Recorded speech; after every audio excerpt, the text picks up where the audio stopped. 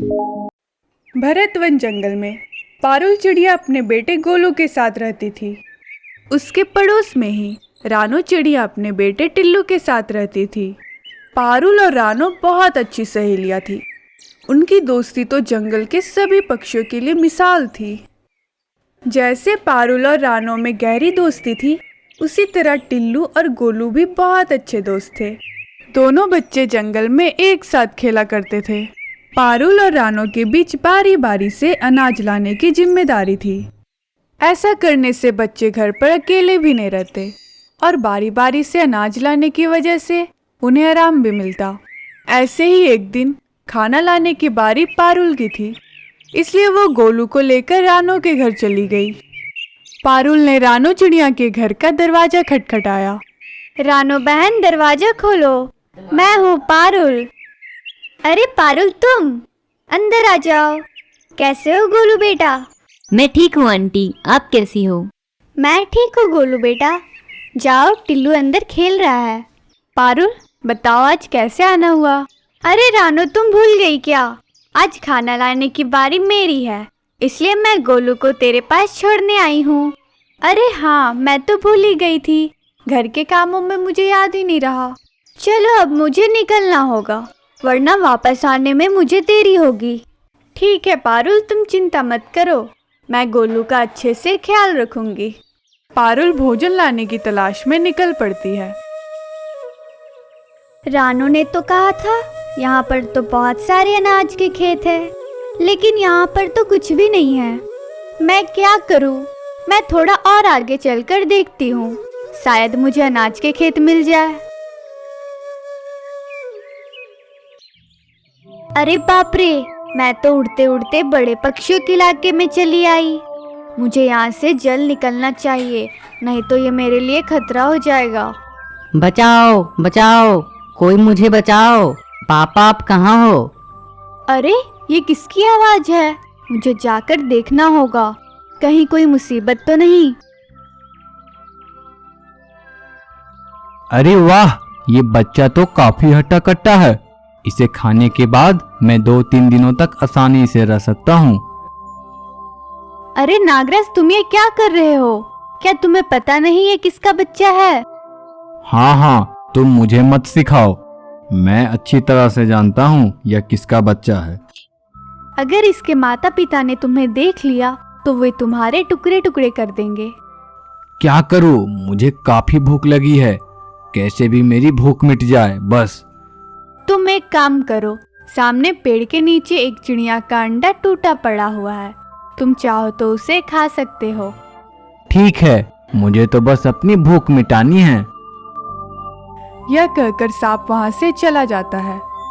आपका बहुत बहुत धन्यवाद आंटी, अगर आप नहीं आती तो ये नागराज मुझे खा ही जाता। हाँ बच्चे, शुक्र है मैंने तुम्हारे रोने की आवाज़ सुन ली। वैसे तुम्हारे मम्मी पापा कहाँ गए हैं? मेरे पापा भोजन लाने के लिए बाहर गए हैं, बस वो थोड़ी ही देर में आते होंगे। कोई बात नहीं बच्चे, मैं तुम्हारे पापा के आने तक यहीं पर रुकती हूँ। कुछ ही देर में गिद्ध वहाँ पे पहुँच जाता है। पापा, आप कहाँ चले गए थे? आंटी ने मेरी जान बचाई। बच्चा गिद्ध को सारी बातें बता देता है। तुम्हारा बहुत बहुत धन्यवाद चिड़िया, हम तुम्हारे शुक्रगुजार हैं। वैसे तुम इस इलाके की नहीं हो, तुम्हारा नाम क्या है? मेरा नाम पारुल चिड़िया है। मैं भोजन की तलाश में भटकते भटकते यहाँ पहुँच आई। मुझे यहाँ से जल्द निकलना होगा। मेरा बेटा गोलू मेरी राह देख रहा होगा। वैसे तो हम मांसाहारी पंछी है, पर सौदेबाजी के लिए हमें कुछ अनाज रखना पड़ता है। तुम चिंता मत करो, मेरे पास कुछ अनाज है, तुम इसे अपने साथ ले जाओ। शाम होने वाली है और ये इलाका बड़े पंछियों का है, तुम्हें खतरा हो सकता है। गिद्ध पारुल चिड़िया को अनाज दे देता है। ये लो, ये बहुत उत्तम किस्म का अनाज है। आपका बहुत बहुत धन्यवाद, अब मैं चलती हूँ। रुको, मैं तुम्हें इस इलाके से बाहर छोड़ देता हूँ। पारुल, अब तुम यहाँ से जा सकती हो, यहाँ से बड़े पंछियों का इलाका खत्म हो जाता है। और हाँ पारुल, जब भी तुम्हें मेरी जरूरत पड़े तुम मुझे जरूर याद करना। जी हाँ बिल्कुल, अब मैं चलती हूँ। पारुल रानो चिड़िया के घर आ जाती है और उसे सारी बातें बता देती है। तुमने बहुत अच्छा किया पारुल। चलो अब मैं घर जाती हूँ, घर पर मुझे ढेर सारे काम करने हैं। कुछ दिन ऐसे ही बीत जाते हैं। अब अनाज लाने की बारी रानो चिड़िया की थी। सुबह होते ही रानो टिल्लू को लेकर पारुल के घर आ जाती है। पारुल, अरे ओ पारुल, दरवाजा खोलो, मैं हूँ रानो। अरे रानो, आज सुबह सुबह इतनी जल्दी? आज अनाज लाने की जिम्मेदारी मेरी है ना, और दोपहर में मुझे कछुआ मौसी के घर जाना है, इसलिए मैं जल्दी आई हूँ। मैं जल्दी जाती हूँ और दोपहर होने से पहले लौट आऊंगी। तुम और गोलू घर पर ही खेलना। ठीक है माँ। बच्चों, मैं किचन में भोजन पकाने के लिए जा रही हूँ। तब तक तुम सब यहीं पर खेलो और तुम सब बाहर मत जाना। यह कहकर पारुल चली जाती है। चलो टीलू, माँ अंदर किचन में गई है, तब तक हम बाहर से खेल आते हैं। चलो टीलू, हम यहाँ पकड़म पकड़ाई खेलते हैं। अरे गोलू, हम पकड़म पकड़ाई तो कभी भी खेल सकते हैं।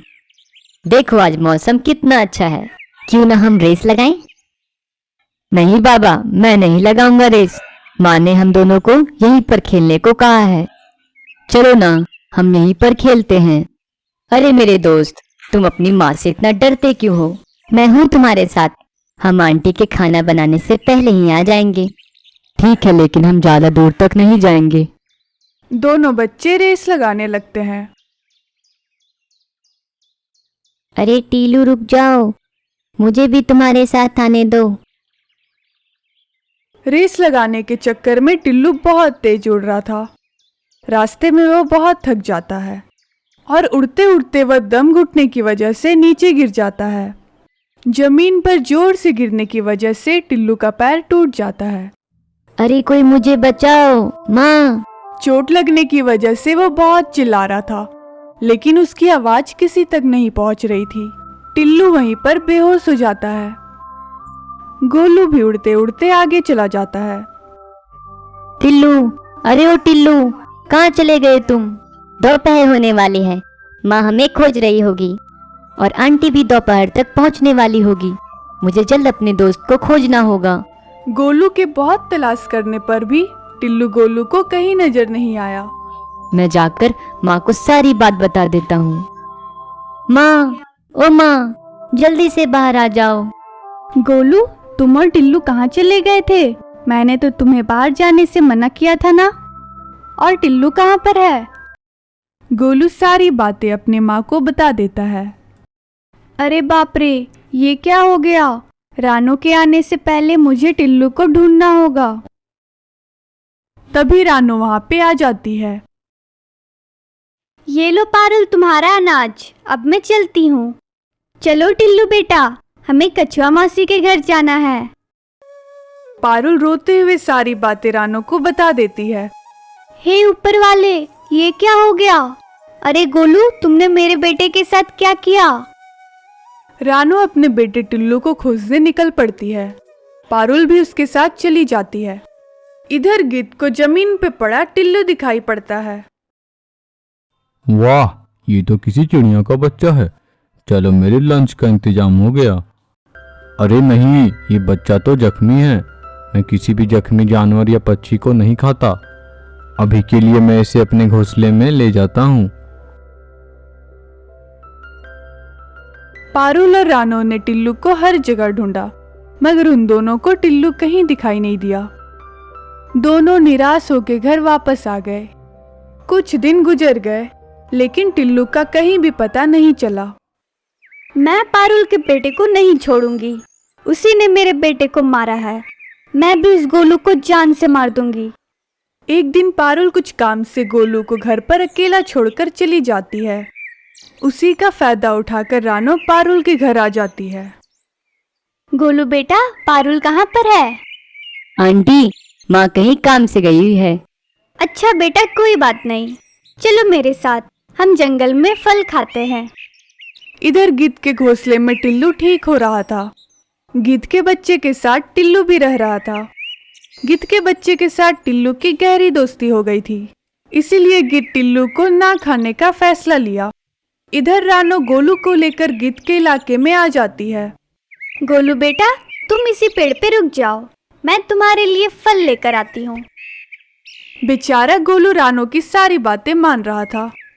उसे रानो की साजिश के बारे में कोई जानकारी नहीं थी। गोलू को छोड़कर रानो चिड़िया सीधा गिद्ध के पास आ जाती है। अरे रानो, आज अचानक यहाँ पर कैसे? इस बार कौन सा शिकार लेकर आई हो?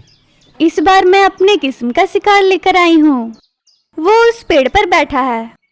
ठीक है, ये लो अपना इनाम और जाओ यहाँ से।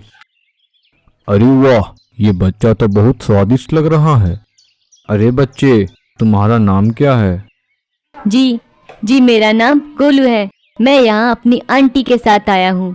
उनका नाम रानो है। वो मेरे लिए फल लाने गई है। मैंने तुम्हारा नाम कहीं पर सुना है।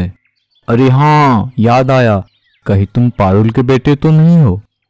जी हाँ अंकल, मेरी माँ का नाम पारुल है। लेकिन आपको मेरी माँ का नाम कैसे पता?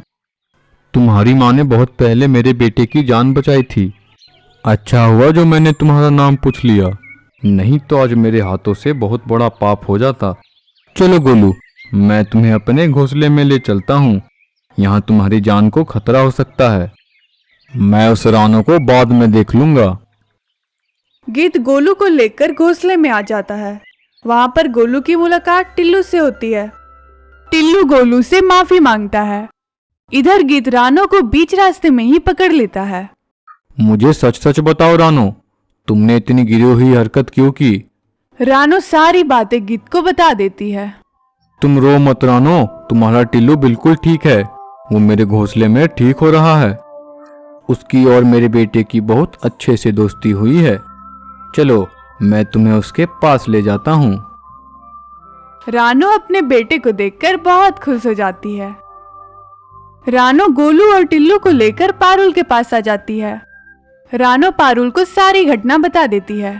पारुल, मुझे माफ कर दो। माँ की ममता में मैं अंधी हो गई थी और बहुत बड़ा पाप करने जा रही थी। पारुल रानो को माफ कर देती है और सब मिलकर अपनी जिंदगी खुशी खुशी बिताते हैं। तो दोस्तों, कैसी लगी आपको ये हमारी कहानी? हमें कमेंट में जरूर बताना। और अगर आपको स्टोरी अच्छी लगे तो लाइक और शेयर जरूर करना।